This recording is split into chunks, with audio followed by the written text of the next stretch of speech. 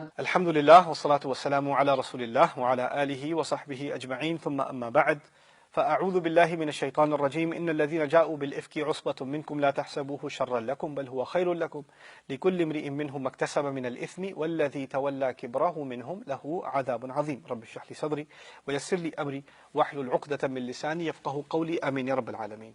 یہ تمام واقعہ اصل مقصد نہیں ہے، اصل مقصد ہے اللہ کا کلام. اللہ کے کلام پہ تو ابھی ہم نے بات بھی نہیں کی، ابھی تو صرف اس بات کی تیاری کر رہے ہیں کہ یہ بات آئی کیسے آئی، کس تکلیف سے، کس مشکل سے ہماری ماں گزری ہے، ہمارے نبی گزرے ہیں، کیا پسینہ ان پر آیا کہ جب یہ وحی آئی ہے. فلما سری عنہ عن رسول اللہ صلی اللہ علیہ وسلم سری عنہ وهو يضحك، جب ان کو اس سے ریلیف ملی، ان کو اس تکلیف سے کچھ آسانی ملی، تو آسانی ملتے کے ساتھ ہی رسول صلی اللہ علیہ وسلم ہنسنا شروع ہو گئے. اب یہ سین آپ خیال کریں، عائشہ رضی اللہ تعالیٰ عنہ کمرے کے اندر رو رہی ہیں، یہ باہر ہنس رہے ہیں. سری عنہ وهو يضحك فكانت اول كلمة تكلم بها، تو پہلے الفاظ جو ان کے منہ سے نکلے ہیں، یا عائشہ اما اللہ عز وجل فقد برأك، اللہ جلال والے، عزت والے اللہ عز وجل، انہوں نے آپ کو بری ثابت کر دیا، انہوں نے آپ کی غیر قصورواری پروف کر دی، ثابت کر دی. وہ اٹھی نہیں، وہ لیٹی رہی. ابھی رسول صلی اللہ علیہ وسلم ہنس رہے ہیں، خوش ہیں، بلا رہے ہیں، نہیں اٹھی. فقالت امی، میری ماں نے مجھ سے کہا، قومی الیہ، کھڑی ہو جاؤ ان کے پاس، قومی الیہ. قالت فقلت لا، نہیں میں نہیں جاتی، واللہ اللہ کی قسم، لا قوم الیہ، میں نہیں جا رہی ان کے پاس کھڑی ہو کے، ولا احمد الا اللہ عز وجل، میں سوائے اللہ کے کسی کا شکر نہیں کروں گی. ان کے الفاظ تھوڑی ہیں، انہوں نے تھوڑی میری مدد کی ہے، وہ تو میری مدد نہیں کر سکتے تھے، مدد کی ہے تو اللہ کے الفاظ نے کی ہے. یہ سیرت کے بہت عظیم واقعات میں سے اس آخری پیس کے بارے میں کچھ چیز ایکسپلین کر دوں. کیا بدلا ہے؟ لوگ ابھی بھی باتیں کر رہے ہیں، کچھ بھی نہیں بدلا. جنہوں نے گھٹیا باتیں کرنی ہیں انہوں نے اور بھی کرنی ہے، یہاں تک کہ میں کہتا ہوں وہ تو آج تک کریں گے، وہ تو کرتے ہی رہیں گے. تو پھر اس سے کیا فرق پڑا؟ اس سے فرق پڑا ایمان والے کے دل میں.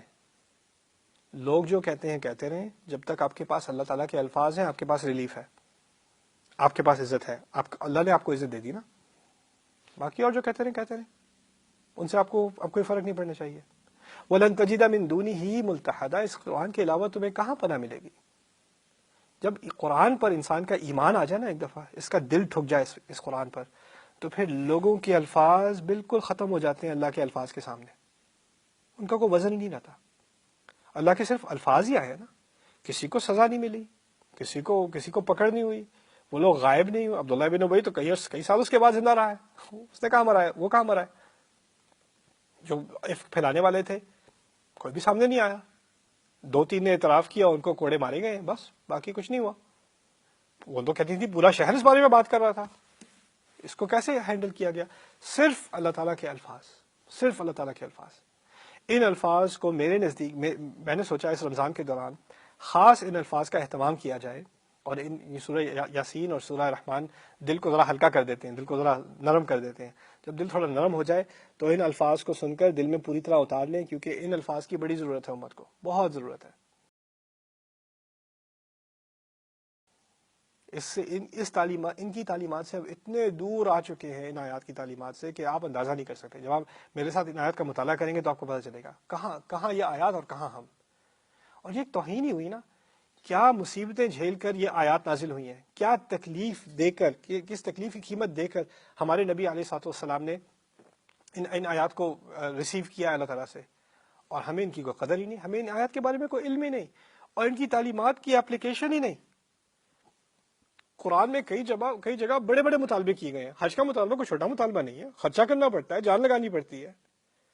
قتال کا مطالبہ کیا گیا صحابہ سے، ہجرت کے مطالبے کیے گئے، بڑے بڑے مطالبے کیے گئے. ان آیات میں کوئی بڑا مطالبہ نہیں کیا گیا، زبان روکنے کا اور دل کو سنبھالنے کا مطالبہ کیا ہے، بس اتنی سی بات کی اور کچھ نہیں کیا. اور یہ قرآن کی بھاری ترین آیات میں سے ہے. یعنی ایک ٹھنڈے دن میں ہمارے نبی کو ان آیات کو ریسیو کرتے ہوئے پسینے میں ڈوب گئے ان آیات کے آتے ہوئے. لیکن جب یہ آئی ہیں تو کیا ہوا ہے، جو تکلیف میں تھے، جن کی عزت پہ کی دھجیاں اڑائی گئی تھیں، جن کے بارے میں کتنے غلط الزامات لگائے گئے تھے، ان کو اللہ تعالیٰ کی طرف سے ایک سکون ملا، اللہ تعالیٰ کی طرف سے ایک چین ملا، اللہ تعالیٰ کی طرف سے عزت ملی جو کہیں اور سے نہیں مل سکتی تھی۔ وَكَلِمَةُ اللَّهِ هِيَ الْعُلْيَا، اللہ کے الفاظ، اللہ کا لفظ سب سے اونچا، سب سے اعلیٰ ہے، اسی کا کلام۔ یہی چیز ہے جو انشاءاللہ تعالیٰ اب ہم گہرائی میں اتر کر مطالعہ کرنے کی کوشش کریں گے کہ اس واقعے کی کچھ تفصیلات اب رہ گئی ہیں، لیکن وہ میں ان آیات کے مطالعے کے بعد آپ کے سامنے پیش کروں گا انشاءاللہ تعالیٰ۔ پہلے آہستہ آہستہ تھوڑا تھوڑا کر کے میں چاہتا ہوں کہ ان آیات کا درس تیزی میں نہ ہو، آہستہ آہستہ ہو، تاکہ اس کی ہر تعبیر کو ہم اچھی طرح سمجھ لیں کہ اللہ تعالیٰ ہم سے کیا مطالبہ کر رہے ہیں۔ إن الذين جاءوا بالإفك عصبة منكم لا تحسبوه شرا لكم بل هو خير لكم لكل امرئ منهم ما اكتسب من الإثم والذي تولى كبره منهم له عذاب عظيم لولا إذ سمعتموه ظن المؤمنون والمؤمنات بأنفسهم خيرا وقالوا هذا إفك مبين لولا جاءوا عليه بأربعة شهداء فإذ لم يأتوا بالشهداء فأولئك عند الله هم الكاذبون ولولا فضل الله عليكم ورحمته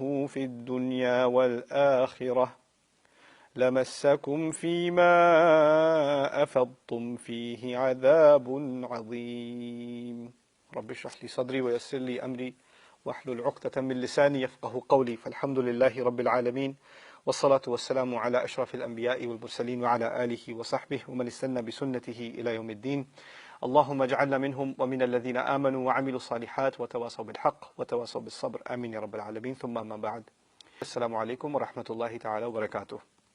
بخاری کی ایک عظیم ترین حدیث اور لمبی ترین حدیث، اس میں ہماری ماں عائشہ رضی اللہ تعالیٰ عنہ نے اپنے ہی ہونے والے واقعے کے بارے میں بہت تفصیل سے ذکر کیا تھا۔ اس کی انتہا تو ہو چکی، اس کے تقریباً آخر تک ہم پہنچ چکے تھے۔ اب موقع ہے ان آیات کا مطالعہ کرنے کا جو رسول اللہ صلی اللہ علیہ وسلم پر نازل ہوئی، جن کے ذریعے سے ان کو ریلیف ملی، جن کے ذریعے سے ان کی مصیبت ختم ہوئی۔ ان آیات کی شروعات ہوتی ہے ان الذین جاؤوا بالافک عصبۃ منکم۔ اس بات میں کوئی شک نہیں کہ جو لوگ افک سامنے لے کر آئے، افیک عربی میں کہتے ہیں کسی چیز کو ٹیڑھا کرنے کو، یعنی کسی چیز میں خرابی ڈالنے کو۔ کوئی چیز اگر دور سے نظر آئے سیدھی اور قریب جا کر دیکھیں، کچھ جائزہ لیں تو اس میں کچھ ٹیڑھ ہو۔ کہنے کا مقصد یہ ہے کہ بات پوری 100% جھوٹ نہیں ہے، اس میں کچھ سچائی کا ایلیمنٹ بھی ہے، اور سچائی کے ایلیمنٹ کو اتنے مینیپولیٹ کر کے اتنے خراب طریقے سے بیان کیا جا رہا ہے کہ اس میں جھوٹ آٹومیٹکلی لوگ سوچنا شروع کر دیتے ہیں۔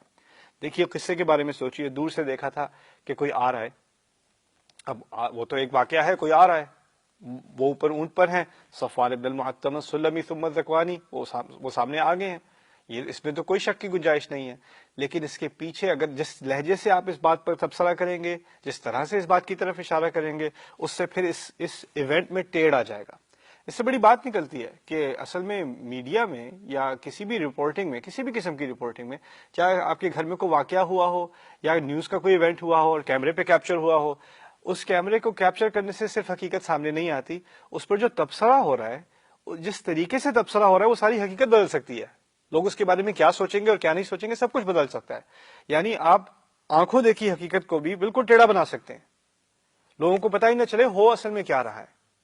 اسی لیے اللہ تعالیٰ فرماتے ہیں فوق کل ذی علم علیم، سورۃ یوسف کے واقعے میں جب یوسف علیہ السلام نے ایک کپ رکھ دیا تھا اپنے بھائی کے بیگز میں، اور یہ سازش کرنے کے لیے کہ ان کو وہ پیچھے رکھ لیں گے واپس۔ اب دیکھیے بظاہر تو معلوم ہوتا ہے کہ کپ رکھا تھا ان کے بیگ میں، اور یہ سازش ہے اور یہ جھوٹ بھی ہے اور جھوٹا الزام بھی لگایا گیا، اس کی وجہ سے وہ اریسٹ بھی ہو گئے، ہاؤس اریسٹ بھی ہو گئے ہیں۔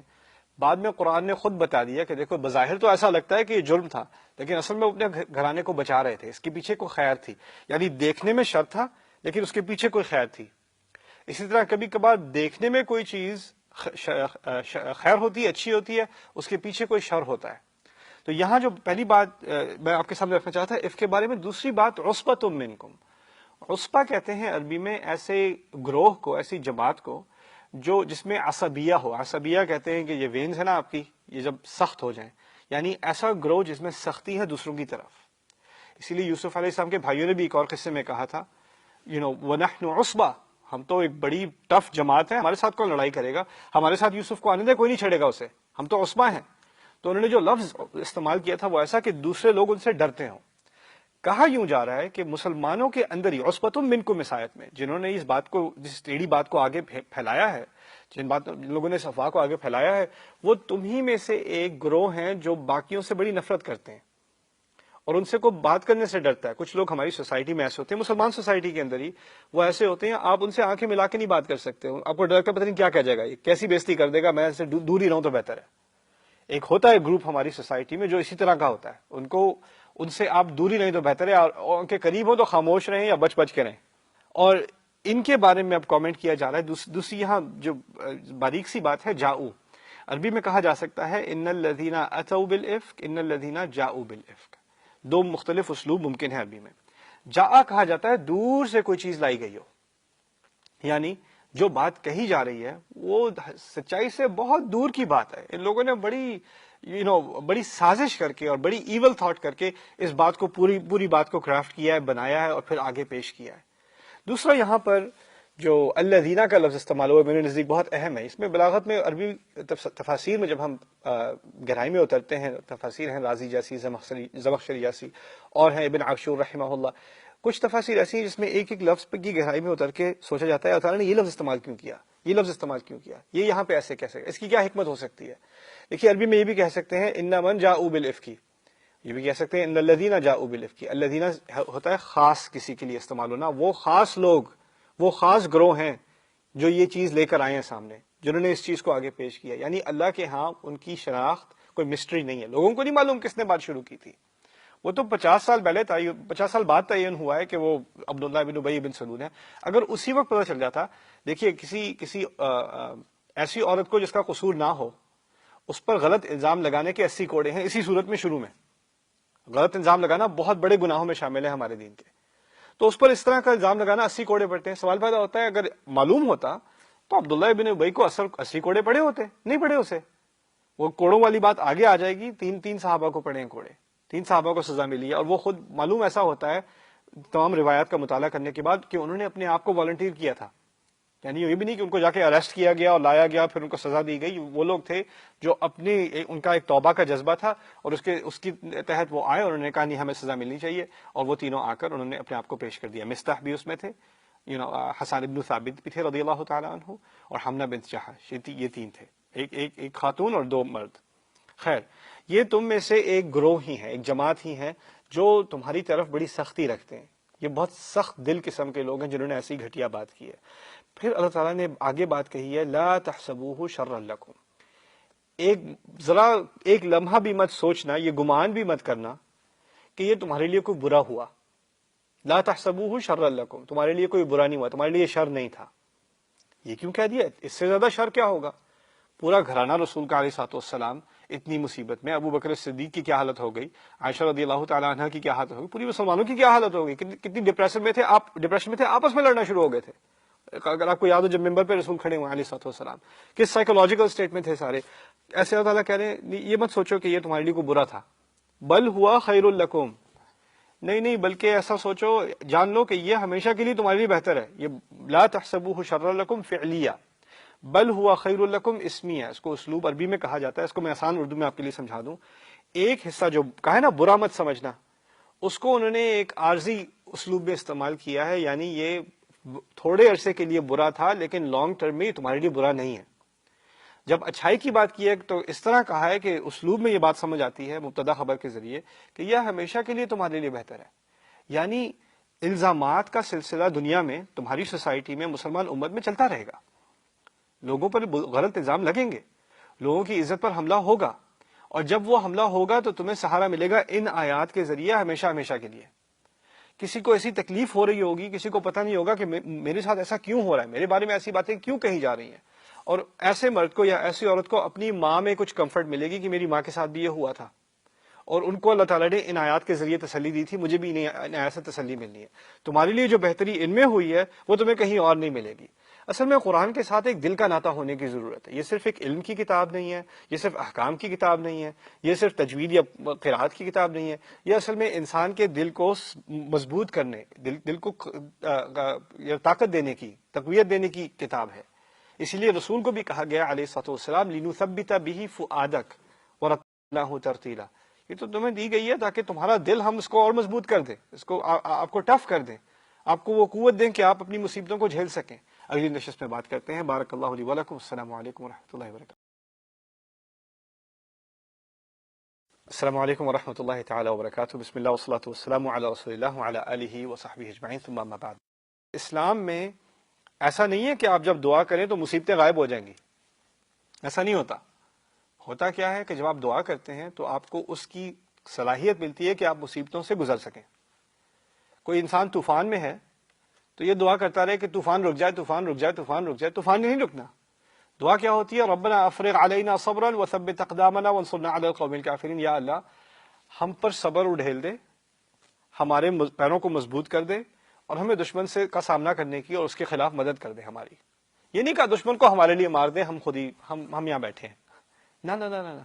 ہمارے دین کی کتنی، قرآن کی کتنی دعائیں ہیں، آپ ان کا جائزہ لیں، اکثریت ان میں ایسی ملے گی آپ کو کہ آپ حقیقت کو نہیں بدل رہے، اب اپنے آپ کو بدل رہے ہیں، اب اپنے آپ کو قوت دے رہے ہیں۔ ان آیات میں حقیقت نہیں بدلی۔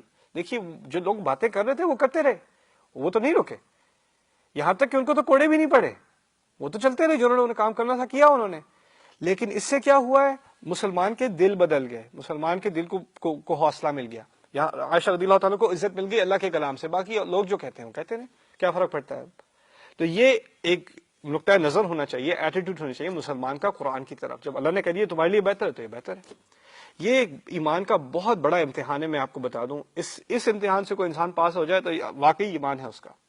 اس کی میں ایک اور آپ کو مثال دیتا ہوں۔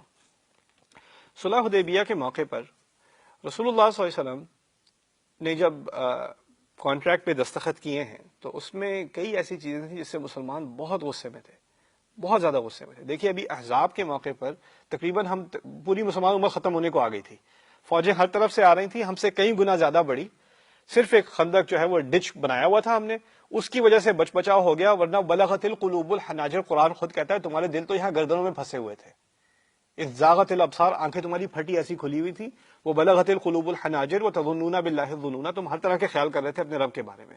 جب وہ حالت ہو گئی، اسی کے ایک سال کے اندر اندر رسول کو وہ واپس چلے گئے مکے والے، اللہ تعالیٰ نے آندھیاں بھیجی، طوفان آئے، وہ لوگ کیمپ ان کا جو ہے وہ ضائع ہو گیا، واپس چلے گئے۔ اچھا جب وہ واپس چلے گئے مکے، اسی سال کے دوران رسول اللہ صلی اللہ علیہ وسلم کو خواب آتا ہے کہ ہم نے حج کرنا ہے۔ ارے حج کہاں کرنا ہے؟ مکے میں کرنا ہے۔ وہ لوگ جو ہمارے خون کے پیاسے مکے چھوڑ کے ہمیں قتل کرنے آئے تھے ایک سال ہی پہلے، اب ہم وہ اس کے شیر کے اس کے غار میں گھس کے وہاں حج کریں۔ حج میں آپ ہتھیار تو نہیں لے کے جاتے، حج میں آپ لڑائی تھوڑی کرنے جاتے ہیں، حج میں آپ اسلحہ تھوڑی پہن کے جاتے ہیں، احرام پہن کے جاتے ہیں، مرنے جائیں گے بکریوں کی طرح۔ خواب دیکھا ہے کہ جانا ہے، سارے اہل ایمان مان گئے، چلیں چلتے ہیں۔ اب اتنے 1800، کچھ روایت میں 1400، کچھ میں 1800 کے قریب ہم گئے ہیں، وہاں سے مکے کو خبر ہو گئی حج کے لیے نکل آئے ہیں۔ انہوں نے مارنے کے لیے خالد بن ولید کو بھیج دیا کہ رستے میں ہی پکڑے جائیں، مارے جائیں۔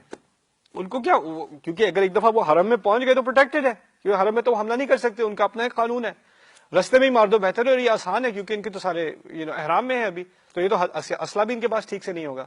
رسول اللہ صلی اللہ علیہ وسلم، ہمارے رسول کو خبر آتی ہے، کسی کی ایک تجویز سن کے وہ ایک ایسے راستے سے پہنچتے ہیں، وہ مکے کے بالکل باہر، تھوڑا سا باہر ہی ایک کھلا میدان ہے، اس میں ایک کنواں ہے اور ایک ٹیڑھا درخت ہے، اس کا نام ہے حدیبیہ، حدب کہتے ہیں ٹیڑھ کو، حدیبیہ کے نام سے۔ وہ ایسے رستے سے گئے ہیں جہاں سے انسان کا یا جانور کا بھی گزر نہیں ہوتا، جانور اور انسان کانٹے، اور یہاں تک کہ جو پاؤں ہیں اس کی چپلیاں جو ہے وہ پگھل رہی ہیں، لوگ خون میں رنگ ہو رہے ہیں ان کے، اور وہ پورے وہاں تک پہنچے، جا کر اس میدان میں جا کر پہنچے۔ آپ سے بحث کر رہا تھا حدیبیہ کے سلسلے میں، جب وہ بات میں آپ سے مکمل کر لوں گا، یہاں واپس حادثۃ الافک یعنی اس قصے کی طرف، ان آیات کی طرف واپس آتے ہیں۔ دیکھیے اب رسول صلی اللہ علیہ وسلم حدیبیہ پہنچے، تقریباً حملہ کیے کرنے جانے کے بعد مکے والوں کو خبر ہو گئی، یہ تو مکے تک پہنچ گئے، تقریباً سیکرڈ میں آ گئے، ایسی حرام زمین میں آ گئے جہاں پر ان پر حملہ کرنا حرام ہو جائے گا، اور باقی سارے قبیلوں کو پتہ چل جائے گا کہ ہم پہ حملہ کرنے لگے ہیں۔ ان کو تجویز یہ آئی کہ ہم ایسا کرتے ہیں، اپنے 80 کچھ ایسے فوجی لیتے ہیں جو اپنی شکلیں لپیٹ کر ایسے حملہ کریں گے کسی کو پتہ نہیں چلے گا کس نے حملہ کیا ہے۔ اب یہ صحابہ وہاں بیٹھے ہیں، حج کے ارادے سے آئے ہیں، ان کے جانور ہیں جو ذبح کرنے ہیں، وہاں سے 80 جو ہیں وہ سوار آتے ہیں اور حملہ کرتے ہیں مسلمانوں پر۔ اللہ کی قدرت کیا ہے، وہ 80 کے 80 ناکام ہوتے ہیں، سارے کے سارے اریسٹ ہو جاتے ہیں، کوئی بھی مارا نہیں جاتا، ان کے سب کے جو ہے وہ ماسک جو ہے جو شکل پہ لپیٹے ہوئے تھے سب اتروا دیے، پتہ چل گیا سارے مکے سے ہیں، سب کو واپس بھیج دیا، بے شرم کر کے واپس بھیج دیا سب کو، ہتھیار ان کے رکھ لیے۔ اب تو نہیں جانے والے مسلمان، اب مکے والوں کا گھمنڈ کہ یہ لوگ ان کی کیا مجال، یہ ہمارے دروازے تک پہنچ گئے، ابھی یہ پچھلے سال یہ ہم کو قتل کرنے آئے تھے، ابھی ہمارے دروازے تک پہنچ گئے، ان کو دفع کرو یہاں سے۔ باقی ارد گرد کے جو سارے قبیلے تھے نا، ایک ایک کر کے انہوں نے اپنا ایک سفیر بھیجا۔ مکے تو بڑے والے بڑے چودھری تھے، وہ چھوٹے چھوٹے جو گاؤں تھے نا ارد گرد کے، ان میں سے ایک ایک کر کے سفیر آیا، دیکھو مان لو بات، یہ لوگ تمہیں قتل کر دیں گے، یہاں سے چلے جاؤ، اپنی خیر مانتے ہو تو نکل جاؤ ابھی یہاں سے۔ رسول نے کہا نہیں، ہم بس حج کرنے آئے ہیں، ان سے کہہ دو کچھ دیر کے لیے اوپر چلے جائیں پہاڑوں میں، ہم اپنے مناسک پورے کر کے واپس چلے جاتے ہیں، ہمیں کوئی ہم یہاں جنگ کرنے نہیں آئے، تمہیں معلوم ہے، دیکھ لو کیا حالت ہے یہاں پر۔ ایک کے بعد ایک سفیر آتا ہے، ایک کے بعد ایک سفیر ناکام ہوتا ہے۔ اس دوران اب مسلمانوں کا خون کھول رہا ہے کہ ہم پر حملہ بھی ہوا، ہمیں قتل کرنے کی سازش بھی کی گئی، ہم اتنی دور پیدل چل کے بھی آئے، ہمیں روکا بھی جا رہا ہے۔ پھر عثمان کو بھیجا اندر نیگوشیٹ کرنے کے لیے، کیونکہ ان کے خاندانی تعلقات تھے ابو سفیان سے، یعنی لیڈرشپ سے، آپ سمجھ لیں کہ پریزیڈنٹ سے تعلقات ہیں ان کے رضی اللہ عنہ، تو وہ جاتے ہیں اندر۔ اب وہ گئے تو ان کو بہت دیر لگ گئی، اور وہاں جا کر وہ پی او ڈبلیو سے بھی ملے، اندر کچھ مسلمان تھے جو قیدی تھے جن کو ٹارچر کیا جاتا تھا، ان سے بھی ملاقات ہوئی ان کی، کچھ دیر لگ گئی۔ یہاں افواہ پھیل گئی کہ وہ قتل کیے گئے ہیں۔ اب آپ کسی ایمبیسڈر کو قتل کرتے ہیں تو it's an act of war, تو جنگ کا ہے اعلان۔ تو اب مسلمانوں کے پاس اگر ایک چھوٹا سا چاقو بھی ہے نا جانور ذبیحہ کرنے کے لیے، اس کے لیے وہ کھڑے ہو گئے کہ اب تو ہم نے بیعت دے دی، رسول نے بھی بیعت لے لی کہ جبریل علیہ السلام تمہیں بلا رہے ہیں، بیعت لے لو، ہم نے عثمان کا بدلہ لینا ہے۔ اب یہاں احرام پہنے ہوئے مسلمان جنگ کے لیے تیار، وہاں سے عثمان واپس۔ اب ان کا غصہ پھر ٹھنڈا ہوا۔ پھر میں جلدی جلدی آگے فاسٹ فارورڈ کرتا ہوں، ہوا کیا؟ جب نیگوشیشن ہو رہی تھی تو ان کی طرف سے جو آدمی آیا ہے، اس نے جس بدتمیزی سے رسول سے بات کی علیہ الصلوۃ والسلام، جس گندے طریقے سے اس نے بات کی ہے، اور اس بات کے دوران کیا ہوا، اس کا اپنا بیٹا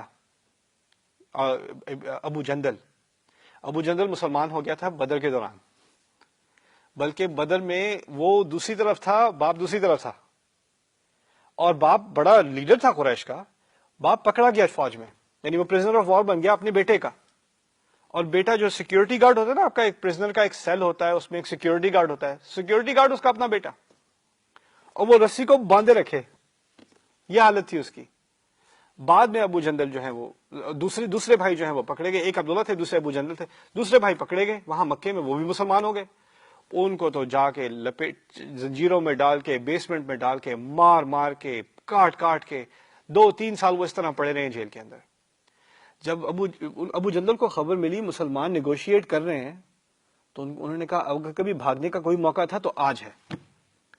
تو کسی نہ کسی طرح وہ اپنے بیسمنٹ سے نکلتے ہیں، بھاگ کے رو کے، ابھی نیگوشیشن ہو رہی تھی رسول کے سامنے اور اس کے باپ کے سامنے، ابو جندل کے باپ کے ساتھ نیگوشیشن ہو رہی ہے، وہ آ کے وہیں آگے گر جاتے ہیں، پہنچ گیا مسلمانوں کے پاس، اور وہاں پر ایک جو نیگوشیشن ہوئی تھی، کہا تھا کہ اگر کوئی مسلمان مکے سے بھاگ کر گیا اسے واپس بھیج دینا ہے، وَهَذَا مَا نَبْدَأُ بِهِ، اور اس سے شروعات کرتے ہیں، اس کو واپس بھیجو۔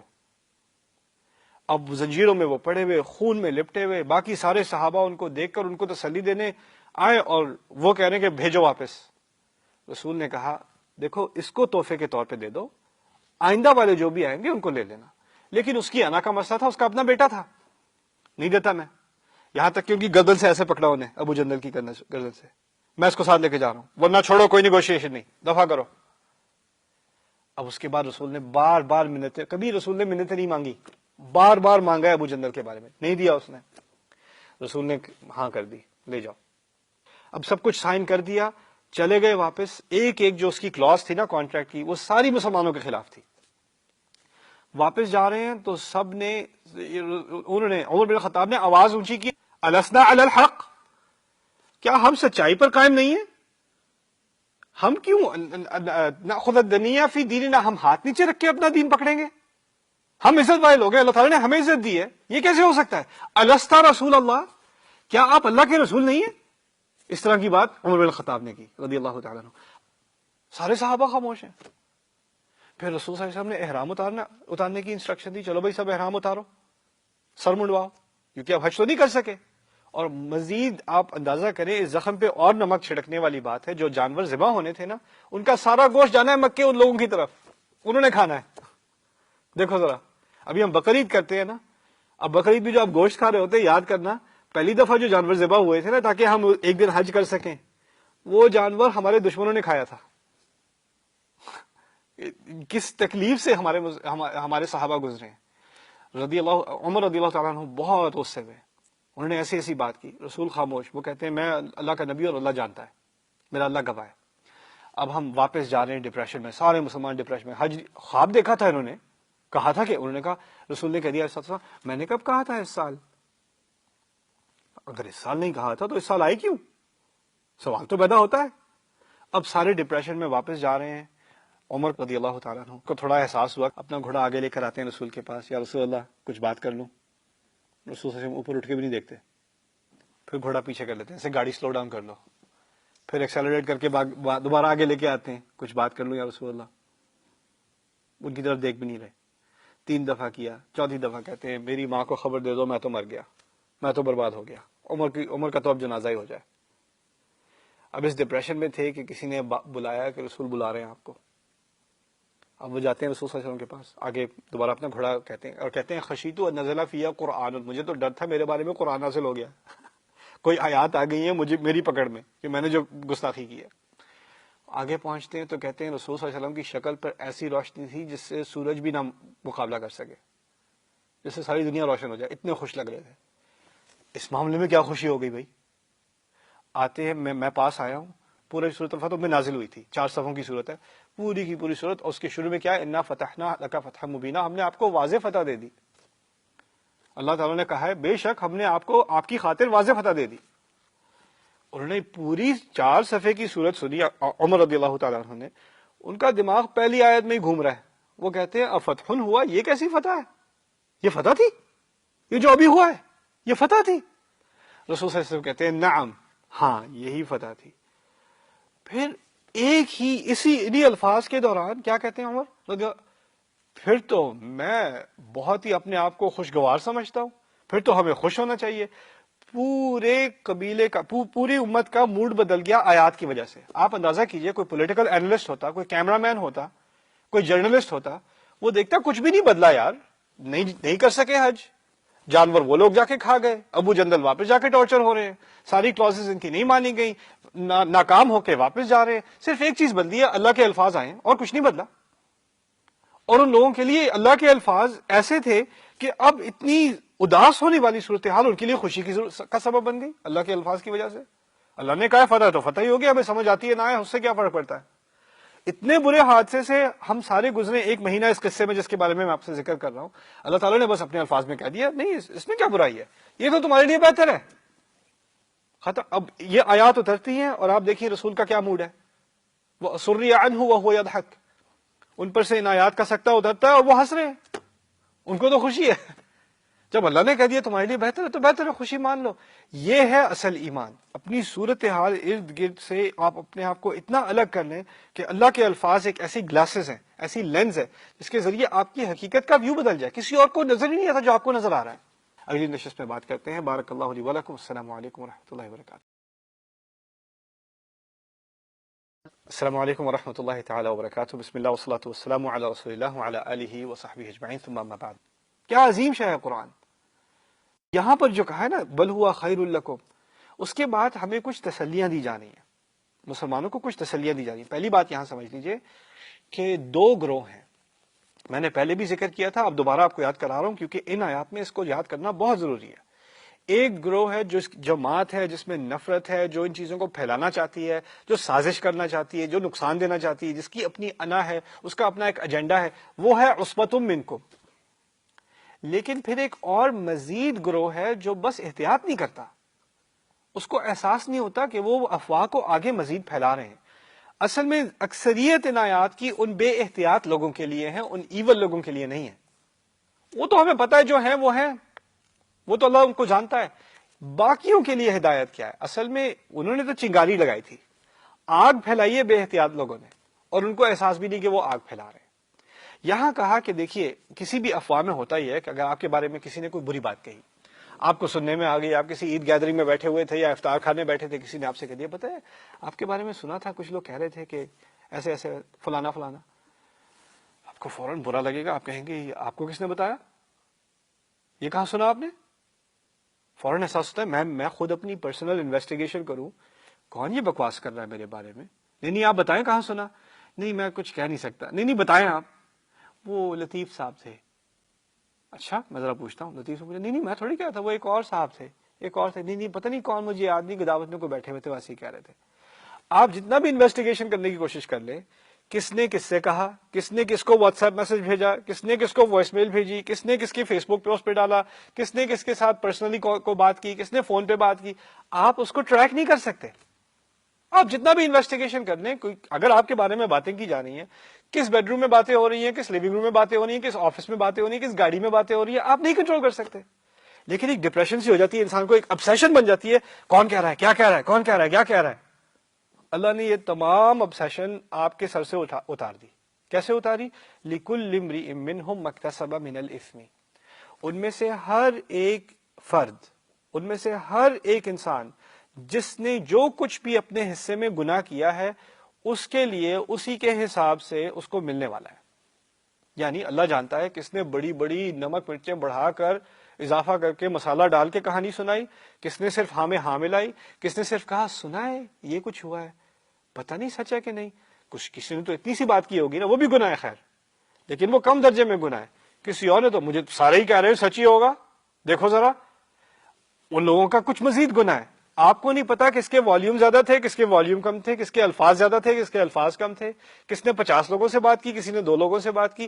اللہ کو معلوم ہے ان میں سے ایک ایک نے کتنا کتنا اپنے لیے جمع کیا ہے، تم اس کی فکر ہی نہ کرو، یہ سارا میں ریکارڈ کر رہا ہوں، تمہیں کچھ فکر کرنے کی ضرورت ہے ان کے بارے میں، وہ سب بھول جاؤ کہ کون کیا کہہ رہا ہے۔ لِكُلِّ امْرِئٍ مِّنْهُمْ مَا اكْتَسَبَ مِنَ الْإِثْمِ، اس میں اللہ تعالیٰ نے اتنی تسلی دی ہے انسان کو، کیونکہ انسان بار بار سوچتا رہتا ہے کون کون کہہ رہا ہوگا، کس کس کو بتایا اس نے، اب کون بات کر رہا ہے، اب کس سے بات ہو رہی ہے، چھوڑ دو سارا کچھ، انہی آیات میں ریلیف مل گئی، لِكُلِّ امْرِئٍ مِّنْهُمْ مَا اكْتَسَبَ مِنَ الْإِثْمِ۔